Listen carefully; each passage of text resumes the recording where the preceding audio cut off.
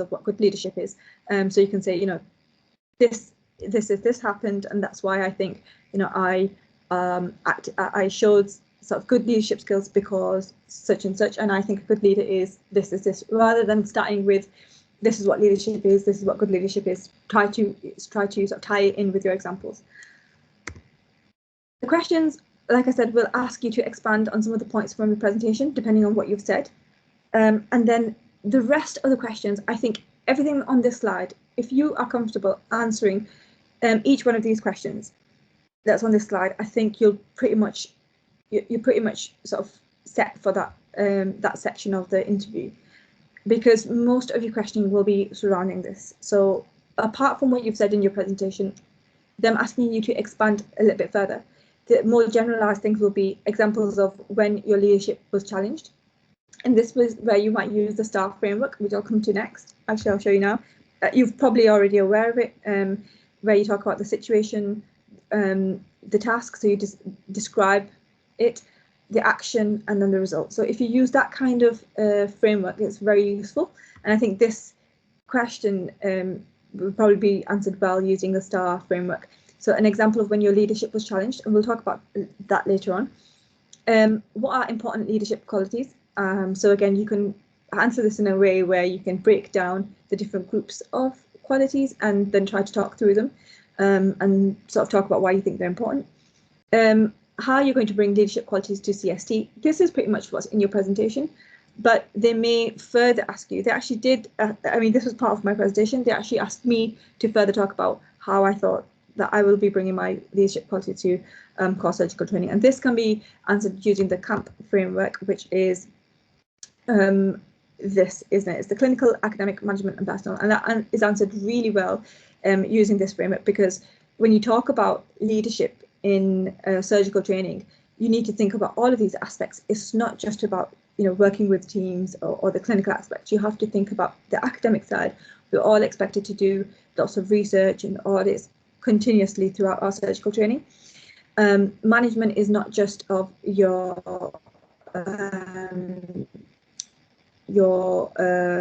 medical colleagues, it's everyone else. So we work with a lot of people in surgery. It's everybody in theatre, it'll be the nursing staff, it'll be radiography, you know, whoever you're working with, depending on what specialty of surgery you're in. So, you know, you need to tie all of that in. And you and also personal, so you can sort of talk about your personal background. When it comes to management, or personal, you can bring all of this in and bring in sort of your personal side of things as well, because remember, surgery is a very sort of, you know, it's a very full-on, very taxing medical career, but they want to see how you would expect to manage your own time and your personal life. And don't be shy to talk about, you know, how your personal side of things. It doesn't have to be all surgery related. It's just they just want to see somebody who is sort of aware and self-aware that, you know, they might have to give up certain things or do certain things or change the way they study or work to make sure that they're a good surgical training. And I think that actually comes across really well. So I have some friends who have sort of been involved who are sort of involved in the military. So they've talked about examples from there, and they really love that, because I think there's some good examples from that and sort of managing yourself. So whatever it is that you do outside of work, you can bring that in this question, and we'll talk about this question further as well.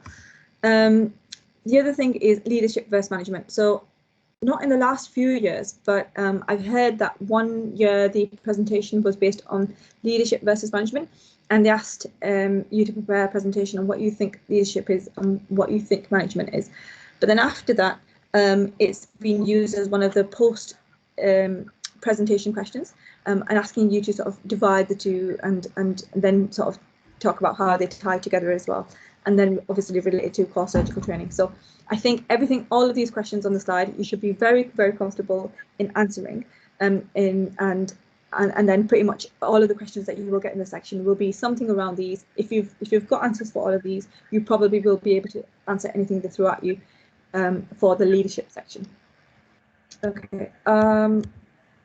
So I think this is obviously very important. I think you need to have in your head, what a good leader is, and have all of these sort of terms in your mind. And things like inspirational, or focuses on the team's interests and needs. These are the kind of things that are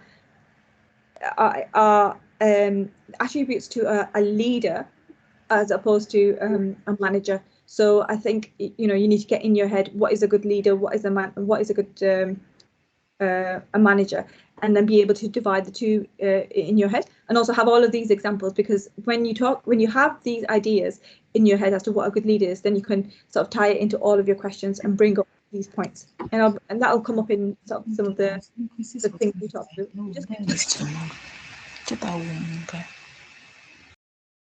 Somebody, okay, that's fine. Okay, so it brings us to one of the questions: leadership versus management. So obviously, when we look at leadership, and I think this little sort of image is really, really nice to kind of really get to the gist of how you compare leadership versus management. So leaders set the vision, so they come up with what the goal is for the group, whereas managers follow the vision. So there's already a set plan, or there's a set something you're already working towards, and they help the team work towards that goal. Whereas leaders try to set what that vision is and what we want to lead, what we want to head towards. And if you think about anything, if you think about some of the work you do, whether it's audits or any sort of research, we're sort of finding things that we want, and then you may set certain what am I trying to say? You've decided, okay, everybody in the orthopedic department from now on, for all patients with a neck or femur, we're going to be doing this, so that we record such and such data because we want to improve such and such a thing. So that is where you've setting something. Whereas managers are somebody who will then push that and make sure that the whole team is following that. So they've come up with ideas, and managers are more about executing that. So leaders, inspirational, they look into the future and they shape the culture, whereas managers, they work in the present and they endorse the culture. So this is a really big difference between them. So they work in the present and endorse the culture. They endorse the idea that it's already set, and leaders are always trying to push and make changes and sort of see and lead us in a new direction. And so there's a bit more information here about what the differences are. So management is day-to-day process of controlling and directing resources in a group, distribution of ward jobs or to junior colleagues. And if you think about leadership, it's about initiating change, setting a new direction, developing colleagues in a team. And remember, leaders try to bring the team along, try to develop the team, whereas management is more about making the team work effectively rather than working on their development.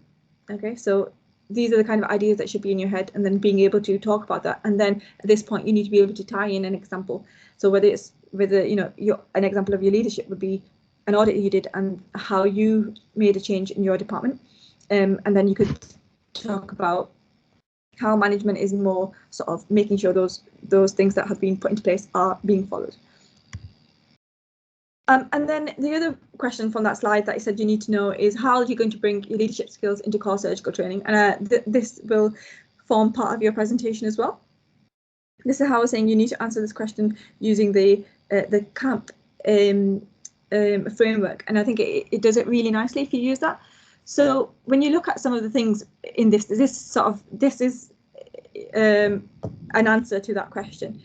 But I think if you look at the things we're saying, it's really just adding in all of the things that we came up on the spider diagram of leadership skills and dividing it into the different sections. So clinically, I would like to apply and develop leadership skills learned to lead junior colleagues. That is what you do as a leader. You lead your colleagues or junior colleagues and other MDT members in the perioperative management of patients. Academically, I'd apply this to organising audits and research. So organising things, organising audits, organising research. Remember, talk about academics. Don't forget that is going to form a very big part of surgery. It's not just your clinical skills. And then when we talk about management, we're talking about engagement and motivation of the team. How we talked about sort of moving the team along and making sure that they're doing what's already set. And then that's management. And then we also said about bringing about positive change through leadership, and that's what is more leadership side of it. So helping them make improvements rather than just following what the rules are. So the idea of a leader is to try and motivate the team to actually strive for betterment rather than just doing the minimum. So, you know, this is what we need to do, let's do that. Whereas if you were, you know, a bit of a leader, you could push through. So, for example, if we say today we had 3 cases in theatre, the 4th one we thought we wouldn't be able to get it into theatre because things weren't in place.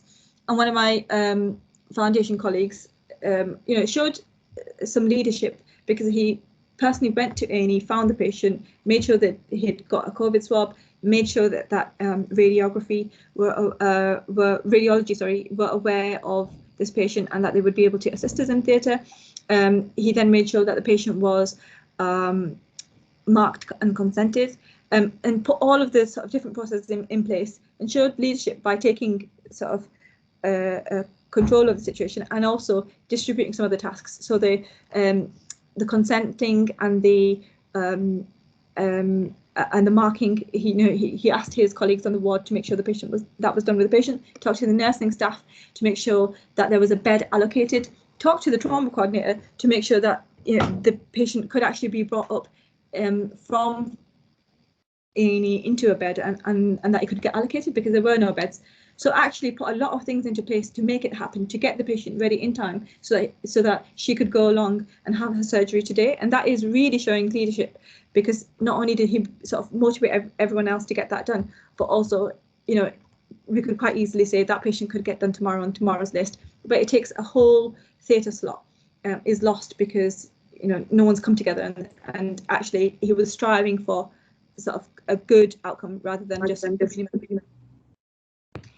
okay, so that is that question. And then if we move on to example of when your leadership was challenged, they really like this one, and you know, I think everybody will have an example of this, and you really need to be just able to explain the situation and talk about, you know, what happened and how it changed what you did, and, you know, sort of it's a bit of a reflective question.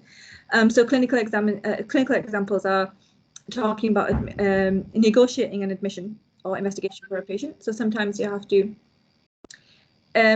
to compete with, so you have to sort of battle through, you know, to try and get things done, whether you're trying to persist on getting imaging for a patient that the radiologist is not happy with, and you have to try and, you know, explain why, and why yours needs to be done first and what the clinical urgency is, or whether it's speaking to A&E who doesn't want to assist you, for example, in perhaps, you know, if it was orthopedics, they don't want to help in sedating a patient, they don't want you to manipulate a joint in ED, they want you to go to want you to take the patient.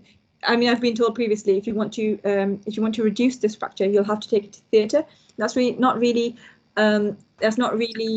reasonable overnight to actually open a theatre just to reduce a joint. So, you know, you have to have good skills in talking to your colleagues and sort of getting them to agree with what you want to do. So your leadership skills are challenged when, you know, you want to go there, you do a certain thing, you've made a plan and you say this is the orthopedic plan, but then you're facing your emergency medicine colleagues who you need in this situation and who don't want to assist you.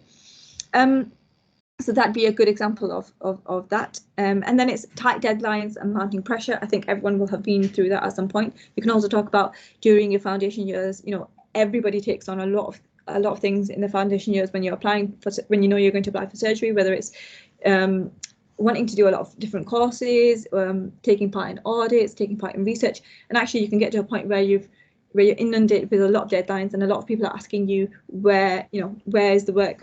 So you can find yourself in a difficult situation, but this would be one of those situations where you can talk about, you know, self-awareness and realizing that, you know, you might be sort of overwhelmed with what you need to do, and where you've recognized your own limitations and you've reached out to colleagues or seniors and said to them, actually, I can't do this, I can't meet this deadline, and then taking on a smaller workload. And that actually is not failing, that is actually a sign of being aware, and they really love an answer like that, which talks about, I recognize where I wasn't doing well, this is what I did to improve it. And then you've got the busy on-call situation, how you've changed and how you've started managing yourself, because sometimes when you first start as a core surgical trainee, you will find when you're on call, you struggle to see all of the acute admissions because you're not you're not used to seeing patients, you're not used to going through all of the paces, and it can actually be quite difficult managing the same amount of patients, which later on, as you're a more seasoned core trainee, you'll find very easy to do. But initially, everyone will struggle because they struggle to manage their time. So as a foundation doctor, we've all been through the same as well. So, you will have been on call for surgery if you've been on call in surgery or in medicine. And when you've seen patients, you'll have been overwhelmed. And as you improve and you learn how to do things quicker, you improve. And just talking about these things is important.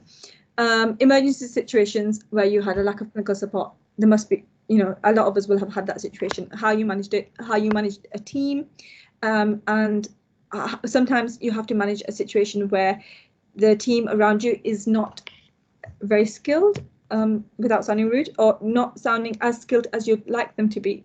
So I've been called to, I was on one of the sort of outlier wards for surgery, and I was covering orthopedics, but there was a general surgery patient, this is just recently, who had a cardiac arrest. And my colleagues around me, the nursing staff, they didn't exactly know what to do, or what. So I found myself leading that situation. But also, so what I did was I started CPR and I started on chest compressions. But then that tied me up. Whereas in that situation, I really needed to be somebody who was, sort of leading and asking everyone and telling everyone what to do, because I was used to being in a situation where there would always be someone, or even one of the senior nursing staff who would know, we need to get a crash trolley, we need to do this, we need to do that. And that wasn't happening in this situation at all. So they weren't aware to, what kind of oxygen mask to use. I asked for, 15 litres of oxygen, and this patient had a nasal cannula, and they increased it up to 15. So things like that. So it was, they really were not, I mean, I've never been in that kind of situation before, but they really were not aware of what to do. So we talked about this afterwards, and I think I did raise this, that it was, something that perhaps the staff on that ward needs to, if we're going to be putting surgical patients on there, they need to be more aware of. But it was a really difficult situation. It's one of the wards that lies on the sort of end of this hospital, and it's difficult to get to. So by the time the crash team got there, it'd been a very long time of me with a lot of people who were not able to help me as much as I'm usually helped in a emergency situation. So in that situation, and on reflection, I honestly reflected on this, and I realized that in that situation I should have actually not have got dug in with the chest compressions. I should have delegated that to somebody else so that I could be a bit more delegatory in that scenario. So those are the kind of things that you should talk about. And then I won't talk too long about this, but then again, you can use non-clinical examples. So poor attendance to training, or in sports teams, or any other societies, or things that you are part of or you led, and then you've got people who are not turning up, people not pulling their weight. You might have somebody who's struggling, and that might be because of all different types of reasons. Did you reach out to them? Did you find out why they were struggling? Also, that can come across as lack of team spirit as well.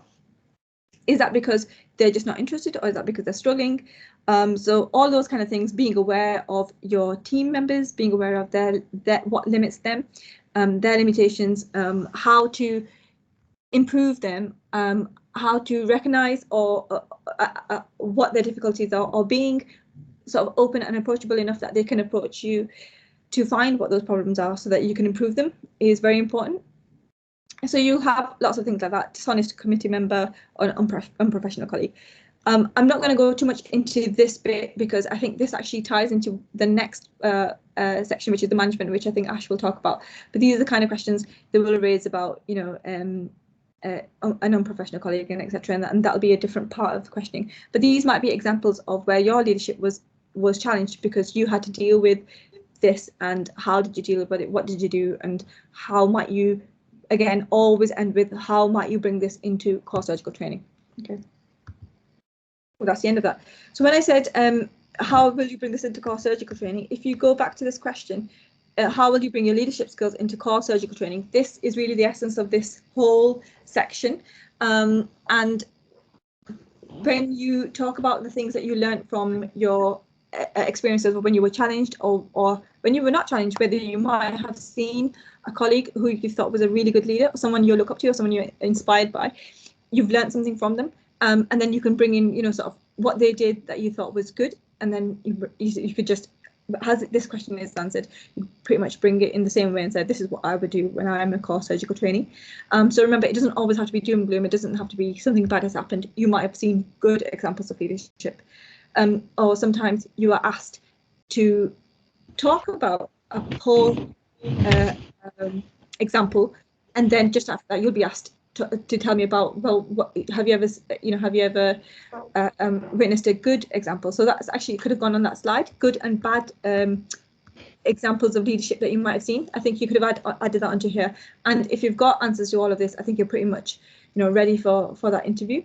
And again, I think this section, because when you look at the mark scheme, it is a big portion of it. And I think the section really is about being very confident in the way you answer this question. And when you're answering it, if you have examples in your head, you come across as very confident, and it looks as if you know what you're doing, and you're not going to be fazed by whatever it is that you have to face once you're training. So I hope that makes some sense. It is a lot of sort of soft skills in this situation, in this station. You can really prepare for this if you put a little bit of work into it and get your head around those questions, because even if they're worded slightly differently, it'll always be the same kind of question.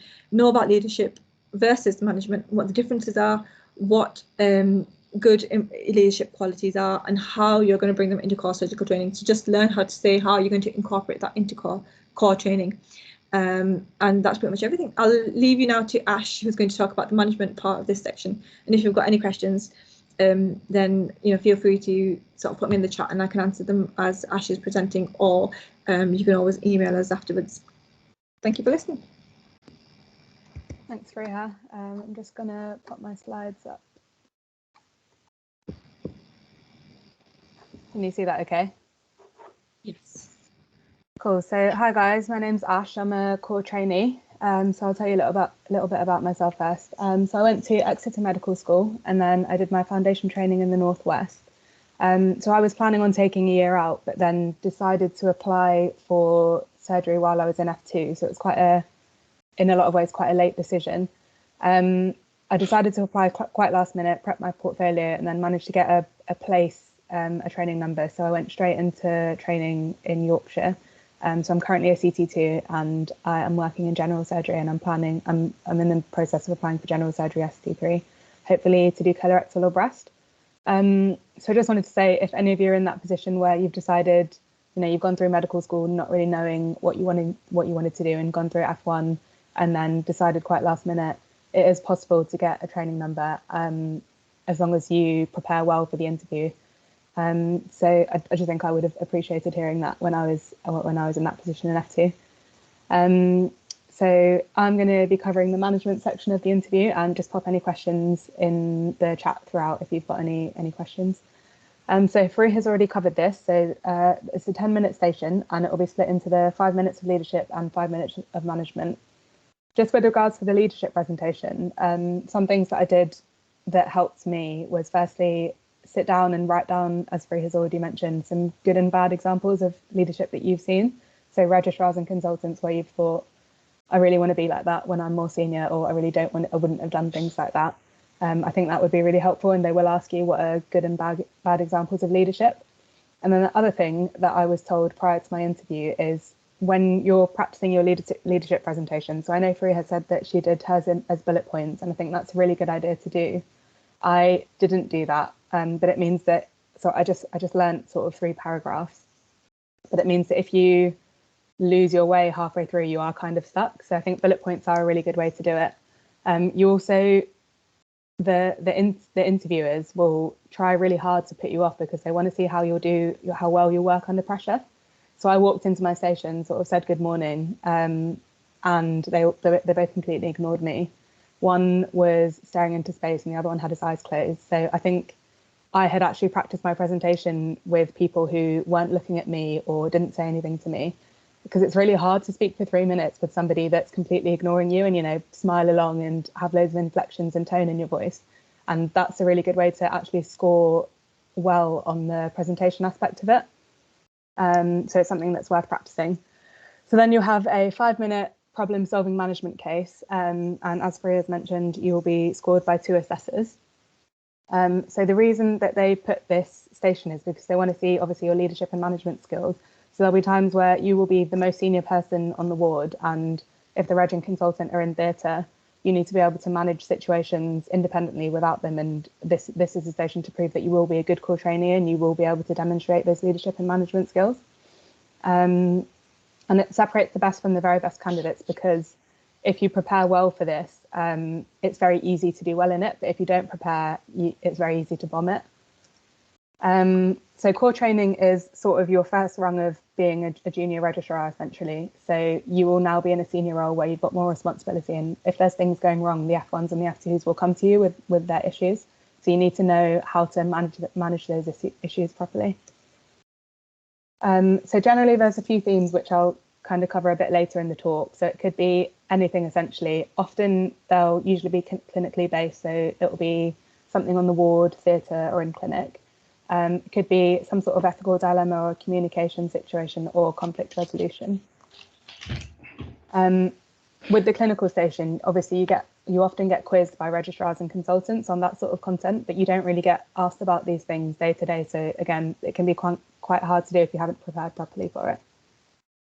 So the most important thing is a framework, because if you are able to structure your answer properly, you make sure that you cover everything. So you just need to be logical and consider, I mean, most of you will have had at least 1.5 or 2 years of experience working in a hospital. So you need to consider, what would you actually do at work? So if you're confident and you're structured, your answers will score highly. Freya, can you just mute yourself, or are you already muted? Oh, don't worry. Can everyone just make sure that they mute themselves, please, if that's okay? So this is the framework that I got taught. The STAR framework that Freya mentioned is also one that I've seen, but I feel like SPIES covers things a lot better. So SPIES stands for situation, patient safety, initiative, escalation, and support, and we'll go over this quite a few times. So with situation, the most important thing to do is when they ask you the question, just think, okay, what is going on in this situation? So I would always start off with saying, this is an issue of, and then whatever it's an issue of. And most of the time it will be an issue of patient safety, but sometimes there'll be other things going on like professionalism, and you can have a listen to your scenario and think about what it might be. So you say, okay, this is an issue of patient safety, and then you've kind of given yourself a little bit of time to think, okay, what am I going to say next? So what is the patient safety issue? Initiative is, what can I do independently? Escalation, so you're still a junior member of the team, so you need to be able to escalate it early and when is appropriate. And then support, so what can I do to support the people that have gone through this experience?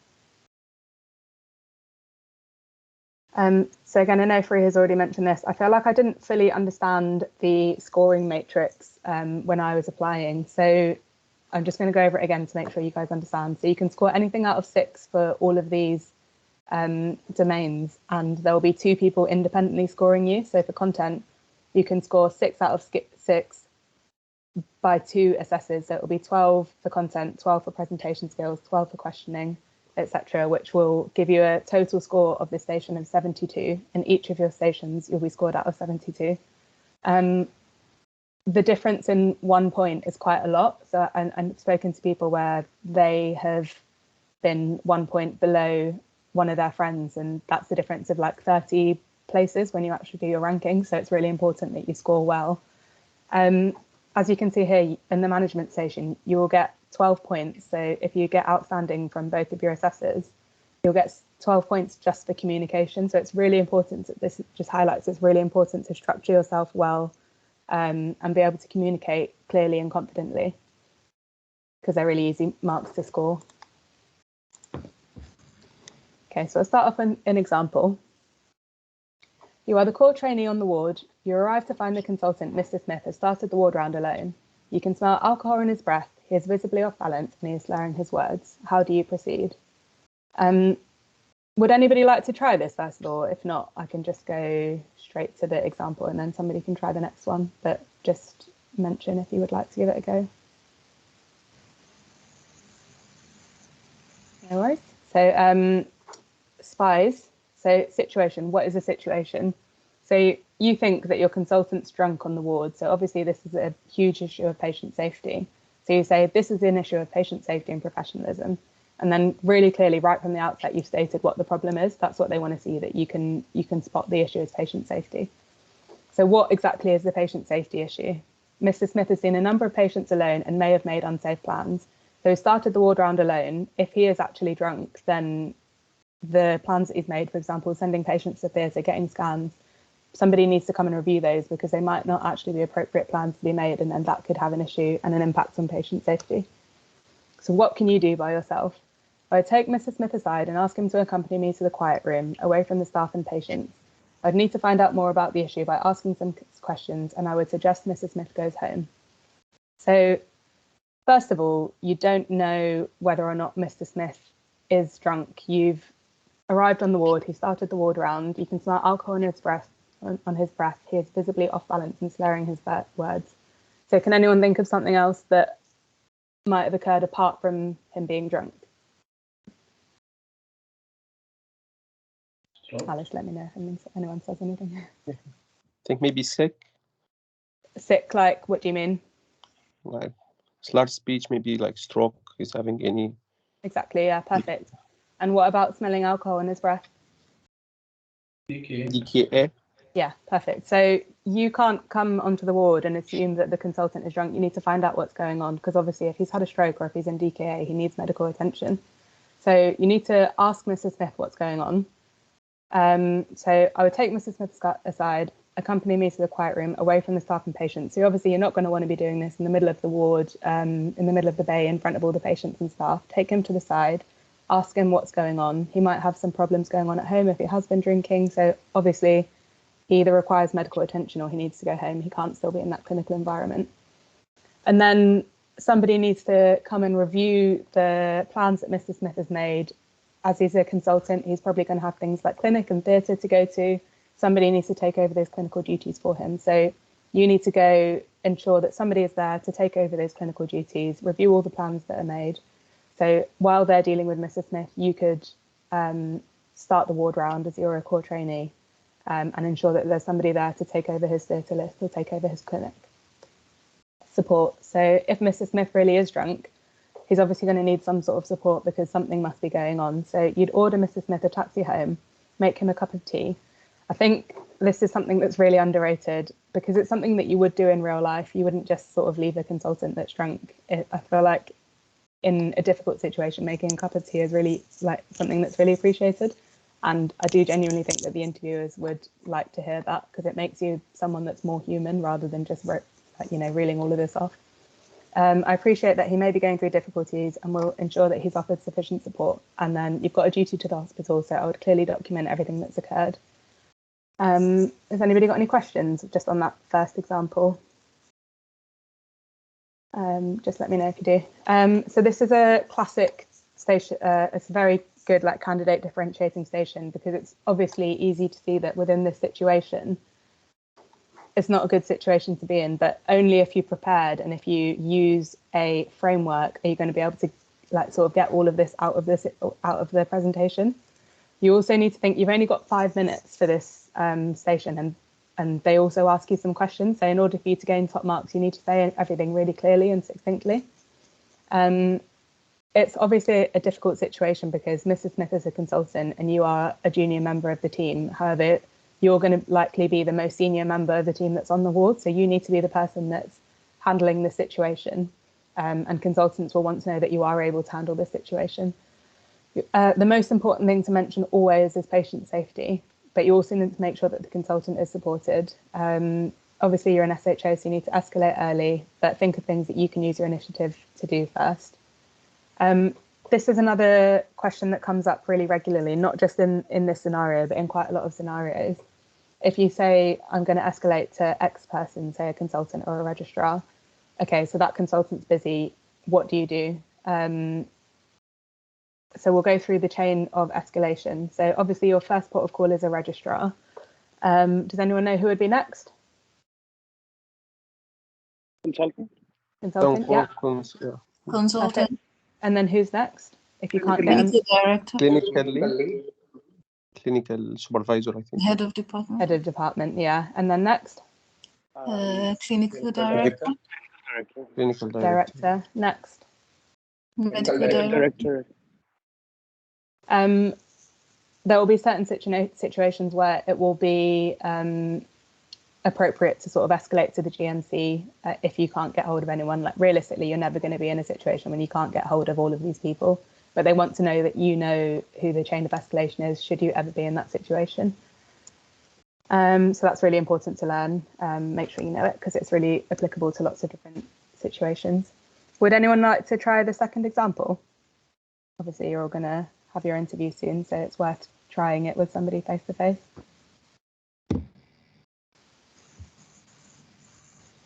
If not, I'll get Alice to pick someone.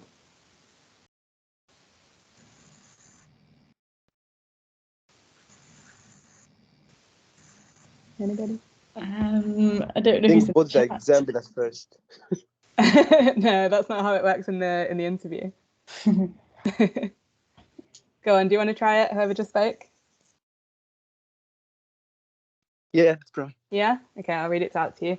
So you're the call trainee on call. You're informed by the nurse that the consultant, Miss James, has asked for you to consent the patient who is next on the operating list because both she and the registrar are busy with the current case, which is already delayed by 1 hour. You have no knowledge of the procedure that you've been asked to seek consent for. What do you do?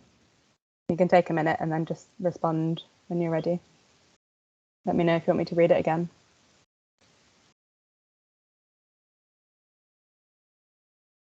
So you're on call.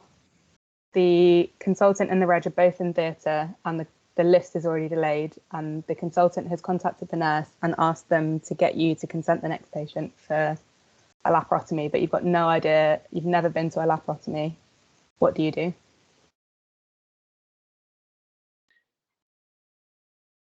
I think we follow this, the approach, the spice you said, the situation and seek for information, which surgery the patient will have.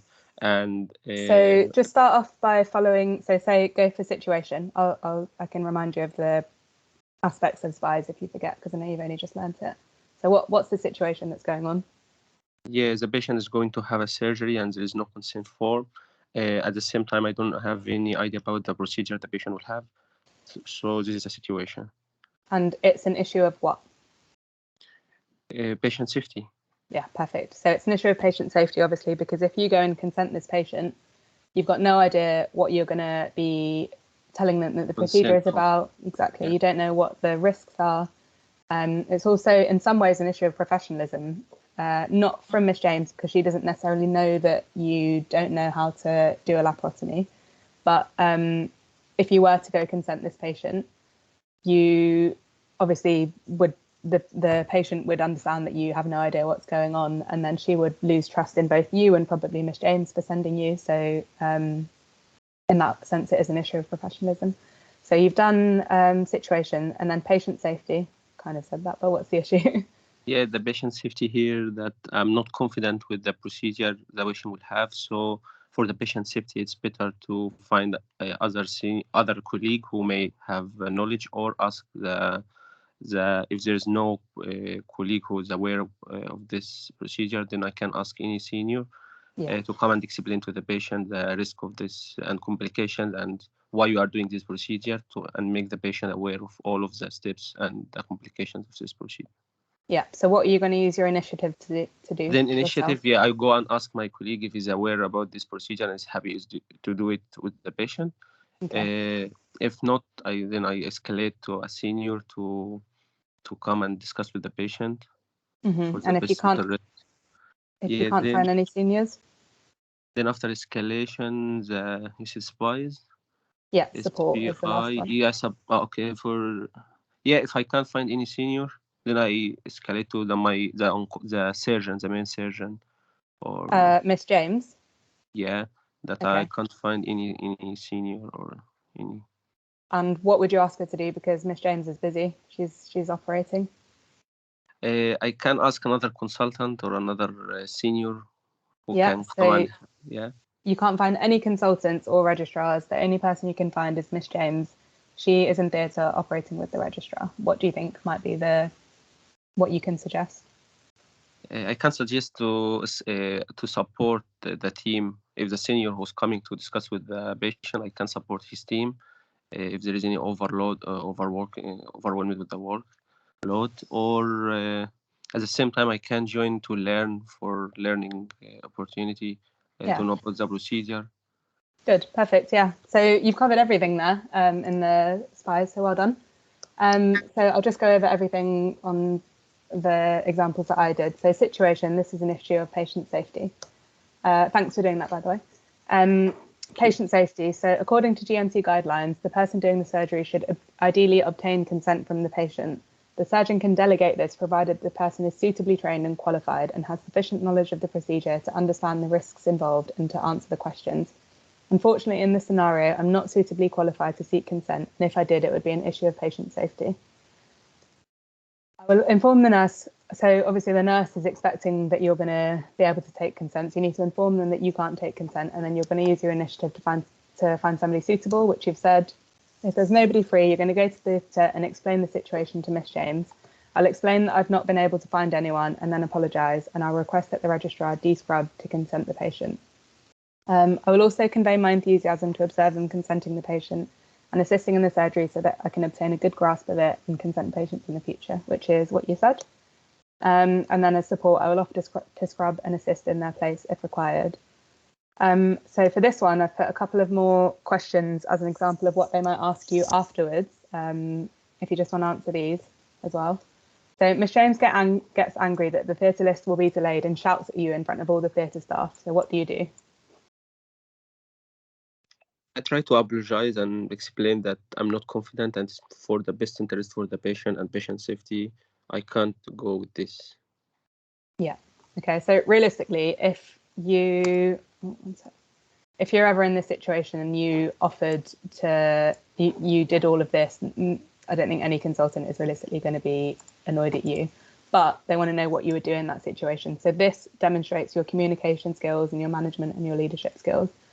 So I would not say anything immediately. So you've got to think you're in theatre, you've got loads of theatre staff around you, there's a registrar and a consultant. There's obviously some sort of reason that she's annoyed at you. It might not actually be because of you. It's very likely to be something that Miss James is going through herself. So I would not say anything immediately as emotions will be high. I'd arrange to meet her later that day and ask for an explanation for the shouting. I'd ask if she has identified areas of concern in my performance, and if so, for advice on how to resolve these. I'd still politely point out that it was unprofessional to shout at me in public, and I would have appreciated being taken aside and spoken to professionally and as a colleague. So Miss James has been verbally aggressive to you on more than one occasion and does not admit that her behaviour has been unprofessional. How would you respond to this? I think because repeated occasions, I can escalate to my supervisor. Yeah, perfect. Sorry, I cut you off there. So in this situation, further discussion is likely to be unproductive and may lead to conflict. You've done everything you can here. You've asked for areas that you could improve on, but she's still being quite unprofessional to you. You should then follow the chain of command that we mentioned earlier. Miss James might actually be your educational supervisor. So in that instance, you'd obviously seek advice from someone else and then go along the chain of command, as we've mentioned. So these are examples of things that they might ask you about. So obviously you'll have your clinical scenario, which you will answer with regards to the SPIES framework. So things that they might ask you about after you've done the SPIES. For example, if your case is based in theatre, it might be to do with the WHO surgical safety checklist, the ASA classification, and CPOD categories. You need to make sure you know all of this stuff inside out. If your question is based on, like doing an audit or doing some sort of research, they might ask you different types of statistics, sensitivity and specificity, incidence and prevalence, things like what is a cohort study, or they might ask you more questions like this, which are actually based on the scenario that you've got. So in my interview, I got some questions on different kinds of studies. And medical ethics and consent is also something to know inside out. So the 4 pillars of ethics, as you probably will have learned for your medical school interviews. So some pitfalls to avoid. So you only have 5 minutes for the station, and you've got to answer scenario, which in itself takes quite a long time. And then you also have further questions to answer, which you'll get scored on. So it's really important to be really succinct. And that's why the framework is really good, because it helps you communicate really clearly. Listen to what the question is. So, for example, if it was the first example that we did, the drunk consultant, he might not have already started the ward rounds. Don't say all the things that we mentioned about getting somebody to review all their plans, because it's not the question. You need to listen to the question that you've been asked, not what you have prepared for. Don't just say every single thing that you know. Be really, really clear and be really confident. If they want to know more, they will ask you. Show an awareness of the limitations of your capabilities. You're still a junior member of the team and you still need to ask for help. And with everything, just always, always, always think about patient safety, because that's what they're most concerned about. Is there anyone that wants to try the third example? It's the last one.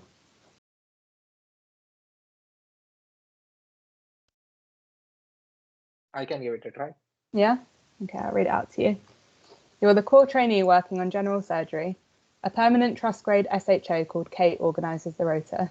The rota is published and you're working every bank holiday and significantly more on calls than your colleagues. What do you do?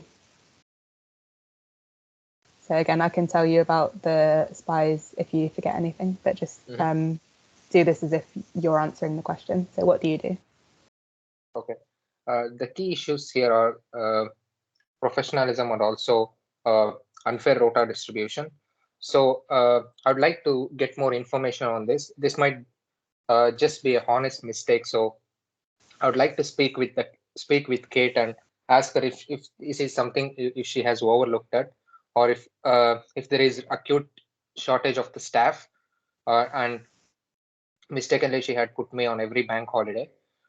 This is a concern of patient safety, because if I'm working every bank holiday, I don't get sufficient rest and my decisions might become poor due to overwork. I would like to take the initiation of planning the rota, sitting with Kate, and if she's happy to do that, I would like to participate with her, involve with her in organizing the rota in a much better way. If the issue is still not solved, then there will be a registrar assigned to the rota. So I'd like to escalate to the registrar, ask his opinion on this, and speak with my colleagues as well if they're happy with my plan. Then I would like to support Kate if she's if she's having difficulties managing the rota and also the clinical work at the same time. If we as colleagues, if we can distribute the jobs and prioritize the tasks and help Kate in that way, this is how I would go about this scenario. Yeah, well done. That was really good. You covered everything, I think. I'll just go through what I've said. So as you mentioned, this is an issue of professionalism.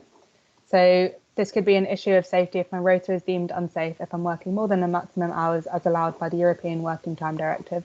You did essentially say that, but the European Working Time Directive is something worth mentioning. And it's likely that then in your follow-up questions, I'd ask you about the Time Directive. Speak to Kate early, directly, in private, in a non-confrontational manner. It may be a simple error that she's happy to rectify. You could approach her with solutions about which shifts could be swapped to make it fairer. And if she refuses, you can then discuss the situation with your colleagues to see if any of them can help with swaps to make the rota fairer. If that doesn't work, the next step will be to contact HR. And then you want to make it clear that you want to make sure that the on-calls are covered, which obviously, because that would be an issue of patient safety if there's nobody to cover the on-call, but you would like it to be divided fairly, and then you can escalate the issue to a consultant. But if you're going to speak to a consultant about this, they would realistically want to make sure that you had done all of these things first, otherwise they're just going to ask you to do them. And then support, I think what you said was really good, actually. You could offer to help Kate because she might be really stressed with the rota, and maybe you could do it together. But I think it's also important to stress that you're not doing this to be confrontational. You just want it to be fair and to make sure that you're not overworked. So well done. That was really good.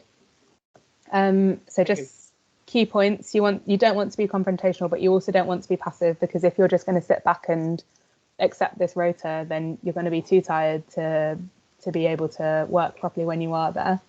Your consultants who are assessing you want to see that you've got the capacity to problem solve independently, to think about how you can solve these problems, and then if you are unable to, they want to see that you can escalate to them to make sure that something does come of it. So I say try and relax. It's obviously a really, really stressful day, but it does go very, very quickly. The stations are only 10 minutes each, and there's only 3 stations, so half an hour passes so fast. If you have prepared well, you can enjoy it. It sounds weird, but I think you will enjoy sort of going through it and getting out the other side. This can be a really, really easy station if you're well prepared. So if you think those 3 minutes of the leadership presentation is already 3 minutes, where if you've done that properly, you've got like 24 marks. If you get outstanding on your content and your presentation, and you actually 72 marks on your communication as well. And then finally, just always focus on patient safety and think about what you would do day to day. So let us know if anybody's got any questions on this station, on anything else in the station, or anything about being a core trainee we can answer. Need to figure out how to stop sharing. Thank you for joining. I think most of the questions that have been asked in the chat have been answered by Carl. If some of your questions have got missed in the chat, feel free to pop them on again if that's all right. Or you can hang back. We'll keep this open for another 5-10 minutes or so if you've got any other questions you want to ask. Thank you. And then we will be uploading this recording as well to our YouTube channel. Just give us a couple of days to sort it out, as will the one from Monday's session as well. Do you want us to just start from the top with the questions, or have people been answering as Freya been answering as we've gone along? Most of them have been answered by Carl, but again, okay.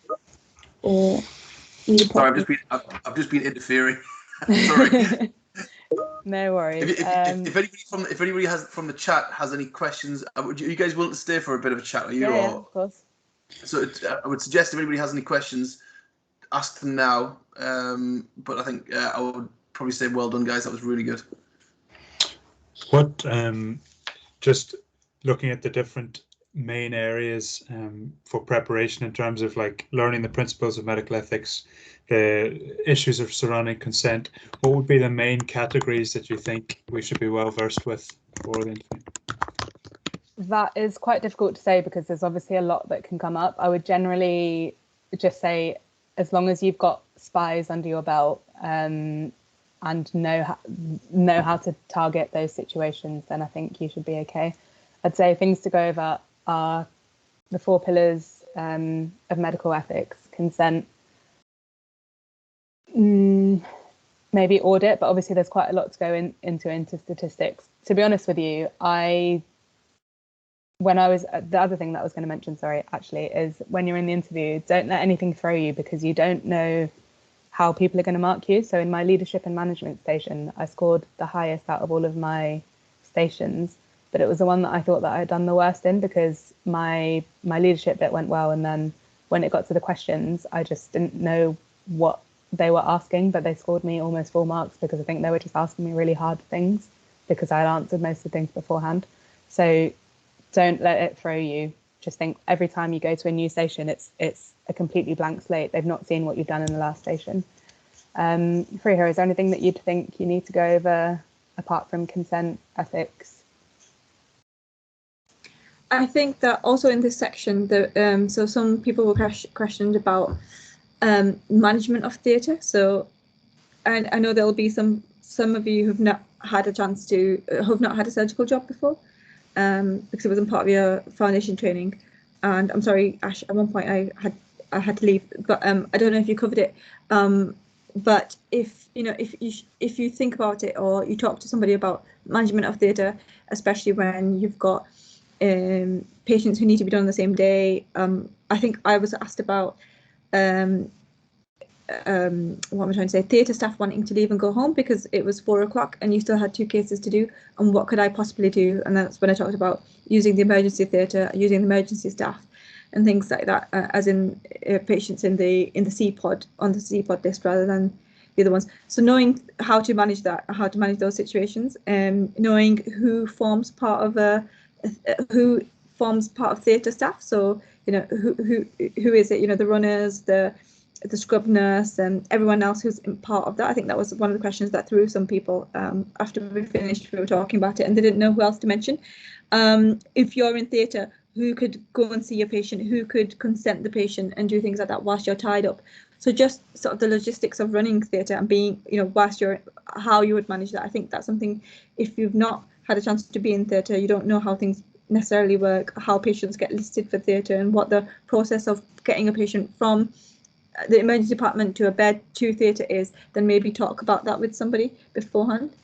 Yeah, I agree with that. Would be difficult. I was in that situation where when I was doing my interview, my only surgical experience was my first job of F1. But so if you're in that situation, don't worry, just try and think logically. Even if you've not had a surgical job or if you've not been in theatre that much, you're still a doctor and you still had a lot of clinical experience, so you can still answer these questions. Like, even if you don't get all of the marks, it doesn't mean that you're not necessarily going to get a training number. Yeah, that's true. So the point is to try and maximise your marks. You don't have to think about the things that have gone not necessarily to the best, because if you've not answered a question particularly well, they'll try and ask you other questions or further questions, and it's really just to help you get more marks. So that's how you should think about it, and not sort of lose confidence in yourself. Yeah, they're there to help you at the end of the day. They do want you to get a training number, although it might not seem like it in the interview. As far as the first section of how many examples of leadership would be ideal for the speech, and do you need a non-clinical example? I think that's probably a good idea to put in both a clinical and a non-clinical into your speech, because if you don't, they probably will ask you afterwards anyway. So if I think a good rounded speech would be with having an example of both, and then talking about how it's led to you gaining the skills of leadership that you're going to need in core surgical training, and then tying it in there.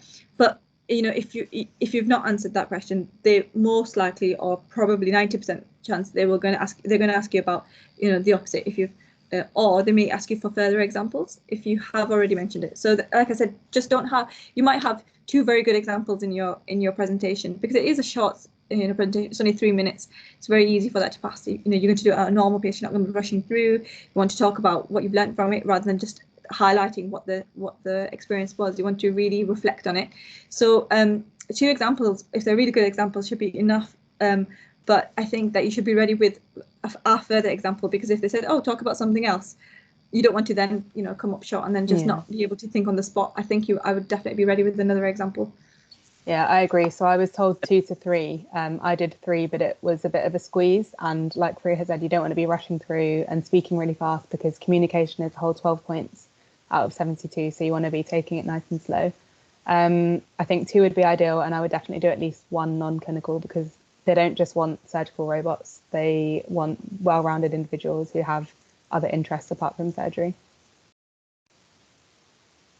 And no need to mention any product about the leadership and management and the difference and all of this stuff. No need in the presentation part. No, just mention. I mean, it obviously depends on what your question is, but for the last 3 years, it's been tell us about experiences that you've had to do with leadership, and how will they affect you as a core trainee. They already know what leadership and management is, but you don't need to waste part of your 3 minutes telling them that. Absolutely. Like I said, sorry, Ash. Sorry. Like I said in the presentation, don't put definitions and things into your speech. Put it in your presentation. Make that about you and about what you learned, and don't not sort of standard definitions and things like that. But the questions that follow may then ask you about the difference. What do you think the differences are between leadership and management? That might come up in there. So from that slide where I sort of had a list of things that you should prepare, you should definitely prepare an answer to what you think are the differences. But if it's not your question, don't bother answering it. Just do a really good presentation on your experiences and what you've learned and how it's going to tie into CST. But the questions that follow it may talk about any of those things. So that's where you need to have shorter answers, but need to have something to say for them. And the other thing you've got to think is, these interviewers are sitting through days of interviews. They don't want to hear repeatedly leadership is and management is. They want to hear about you and why you would make a good core trainee.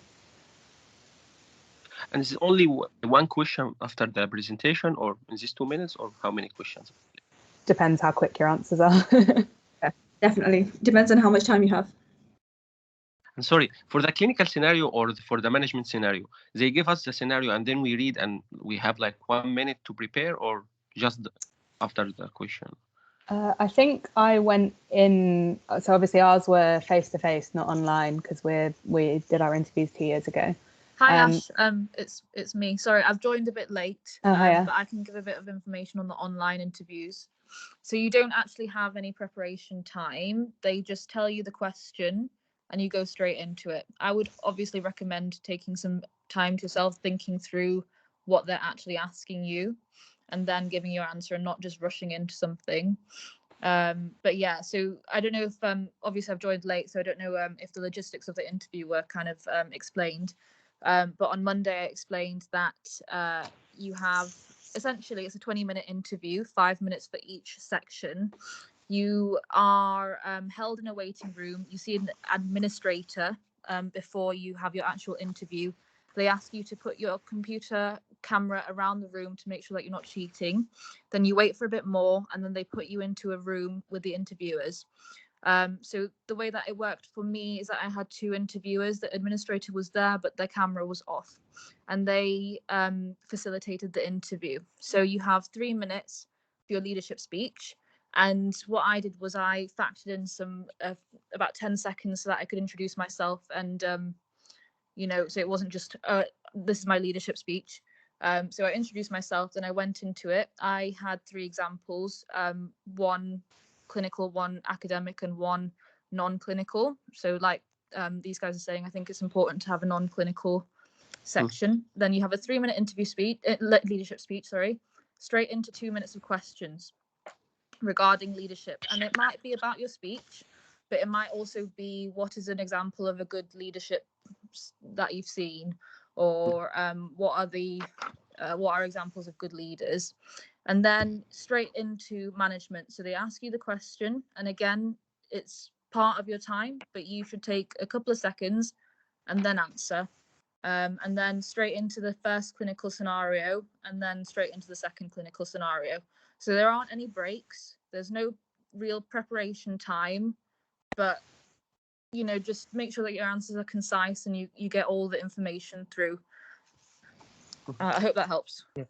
Sorry, another question. Are we allowed to write any notes or write down any notes on papers or not? So with regards to that, I think unless you have any reasonable adjustments, like with a specific learning difficulty, you're not allowed a pen and paper in the interview.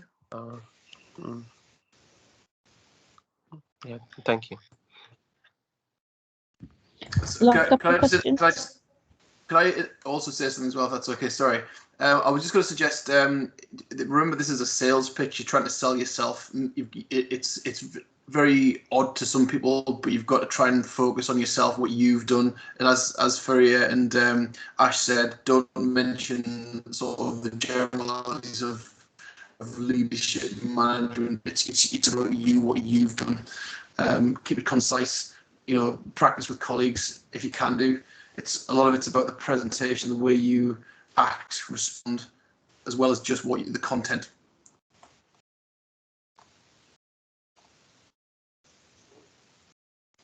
Yeah, I definitely agree.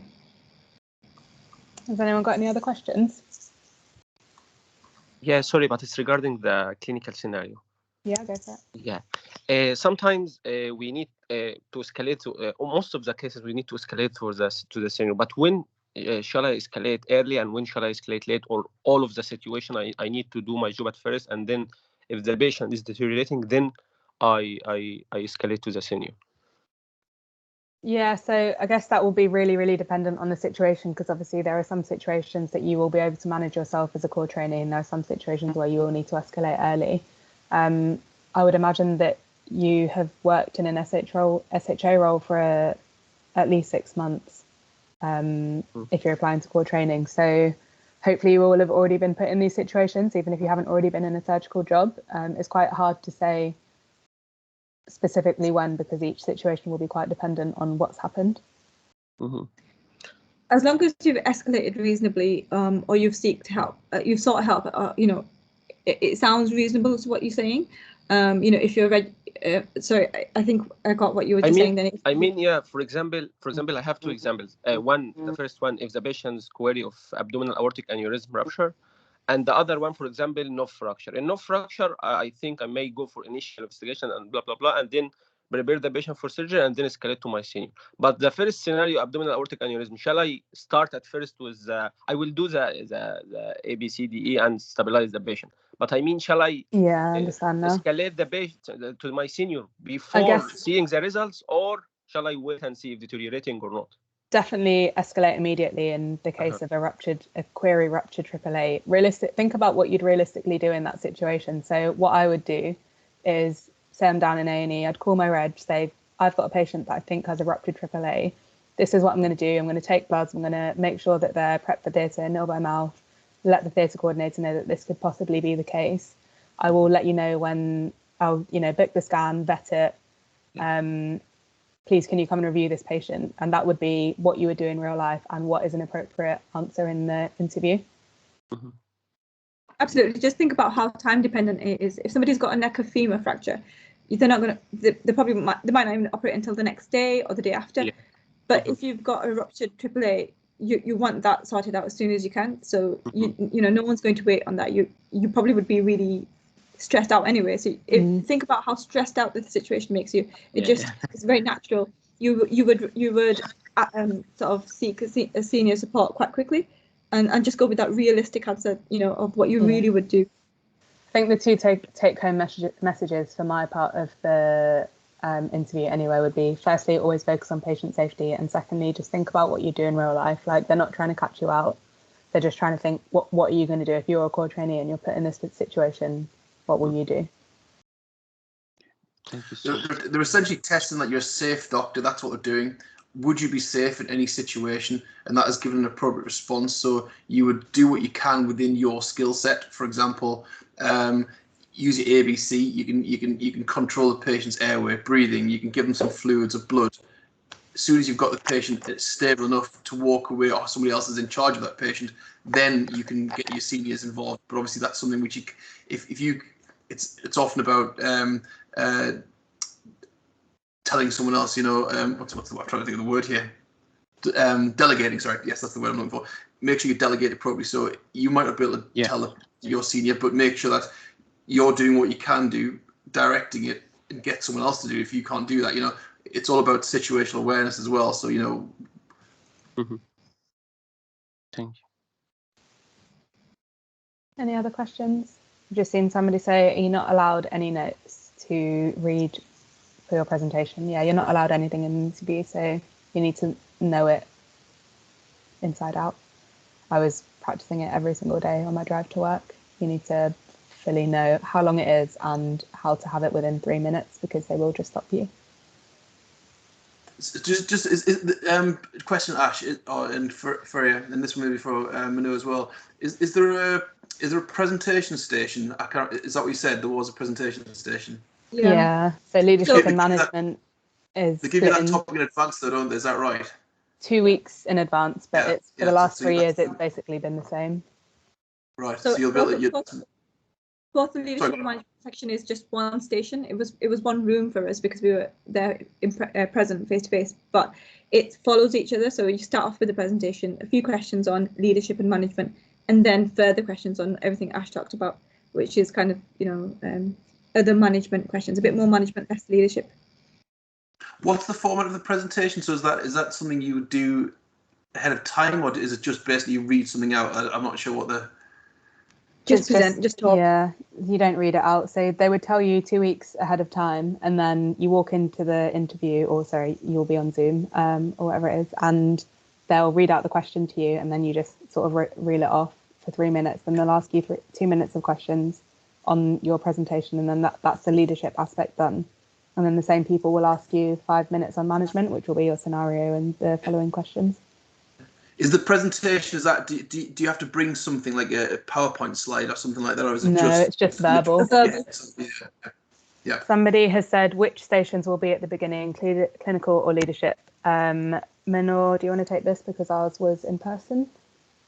So, like I said, it starts off leadership, management, clinical.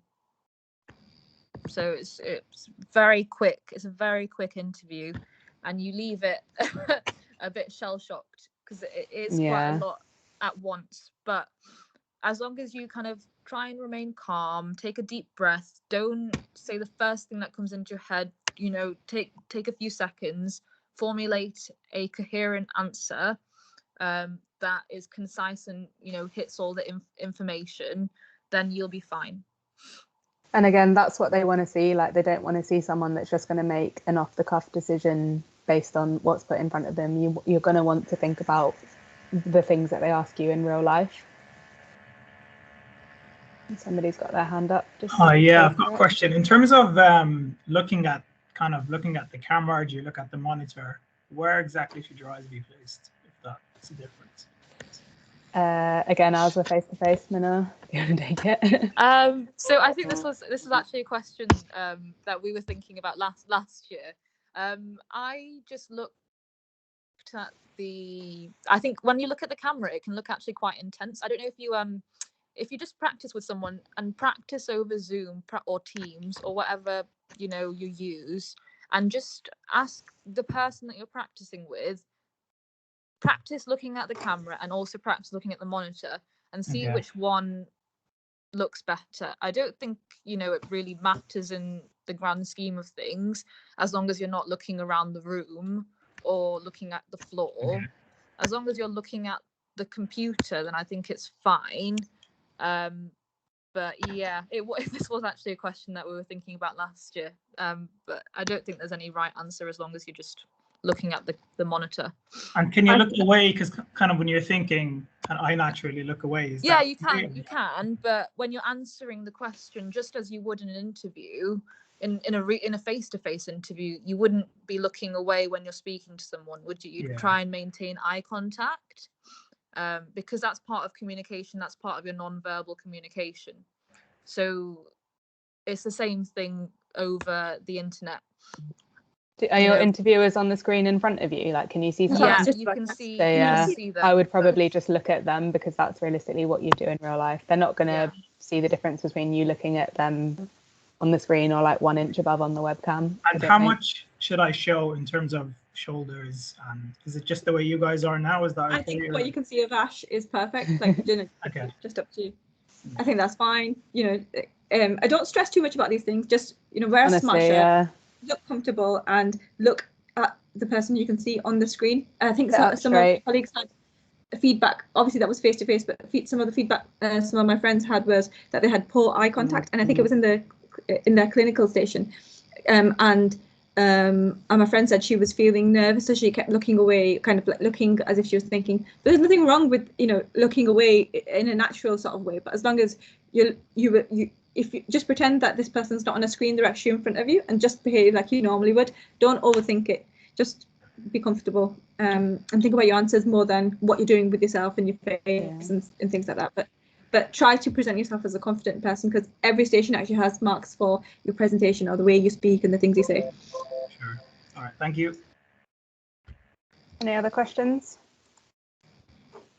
All right, just to quickly interject on something. Hi, it's Susie. Just on something that Manor said before, which was something very helpful that somebody mentioned to me before I presented at a conference once. If you are feeling really anxious and somebody presents you with a question you're not expecting, I was told just to sort of take a couple of seconds and think and actually say, that's a really good question. I'll just think in summary, I would say, you know, like, and just those couple of moments can sometimes really help you just to kind of gather your thoughts for a bit. And it's the same in, you know, an interview, conference presenting, wherever you're presenting at. Obviously, you guys have got a much shorter time frame than compared to like what me and Carl went through, and then the other guys on the committee.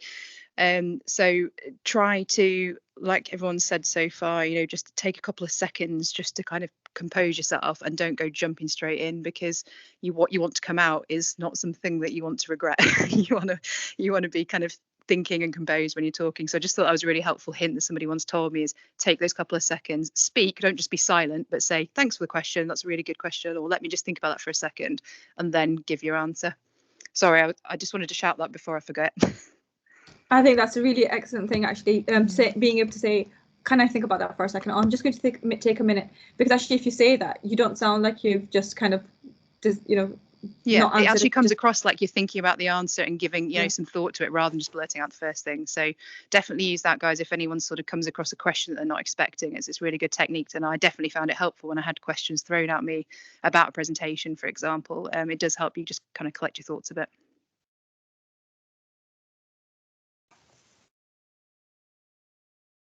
Any other questions? Right. Thanks a lot for the presentations. I was just wondering about the dress code. I know if we were face to face, would be like guys would most likely put on suits. So I was just wondering, just normal work clothes, or do we dress up for it? I would definitely I wear wore a a suit. Yeah, Yeah. something Just wear a smart. look 100%. smart. Yeah. I mean, you don't want to be in your t-shirt. Just pretend it's an interview. And even I Okay. wouldn't wear things like scrubs or anything like that. I would dress smart. So ladies like blouses or smart dresses or something like that. Okay. Thanks a lot. No worries. That's for the girls. If you're a fella, maybe not. The blouse and the smart dress. I mean, or anybody who fancies it. I don't know, Carl. You might have done really well if you'd worn a blouse. Yeah, thank you. I was just going to suggest as well, just it sounds stupid, but just make sure if you're wearing dress everything with an interview, so shirt, tie, jacket, and for the fellas, put a trousers on. I mean, so they might ask you to stand up, and if you stand up and you're just in your underwear, it's, you know, it sounds stupid, but that's what people have been doing during the pandemic, isn't it? Doing their Zoom meetings with just like a top on, you know. But just if you do have to stand up, it just obviously just makes it look, the entire package look professional. That's for women as well, wear trousers. Especially when you have to turn your camera around the room. Yeah. I'll totally back up the suit thing as well, because my interview was obviously a while ago, but when we turned up, there was about 100 of us there on the day I was there, and 99 of us were in suits, and one guy, bless him, stood out horrendously wearing just like a t-shirt and smart trousers. And yeah, it was definitely the way to go with suits, guys. Yeah. Any more questions at all? Thank you guys for joining. We'll post, like I said, we'll post the recording of this on our YouTube and things in the next few days. Just give us a chance to get it sorted. If anyone's stressed out and really needs to ask a question about the interview, I'm putting my email address, and I don't mind. You can send me a question, and I'll be happy to answer it. Me too. You'll all do really well. Don't worry. As long as you prepare, you will be absolutely fine. Good luck. Yeah, good luck. Well done, guys. That was really good. Thank you, guys. Thank you. So for those of you that are still there, we're running a surgical specialty series. So just keep an eye on our Facebook and our Twitter. I think our slides aren't being shared anymore, so you can't see them, but you probably found us on Facebook anyway. And yeah, good luck for the interviews. I hope they go well. And if you have any questions, yeah, please ask Ash, Fariha, or myself. You can find me on the NHS what's it called, directory. And yeah, I think that's it really. And please fill out the feedback forms, and we'll be sharing them with Ash and Fariha, so they can see how everyone's been really happy about how the teaching's gone. So yeah, I think that's everything. Good luck, guys. Make sure you send me an oot, Ash, and Thank you. Will do. Thank you. yeah, the other guys who did it yesterday as well. I can't remember their names. Sorry. If they want to send me an oot, if you know who they are, can pass my contact details on. That's absolutely fine. Yeah. Cool. Thank you.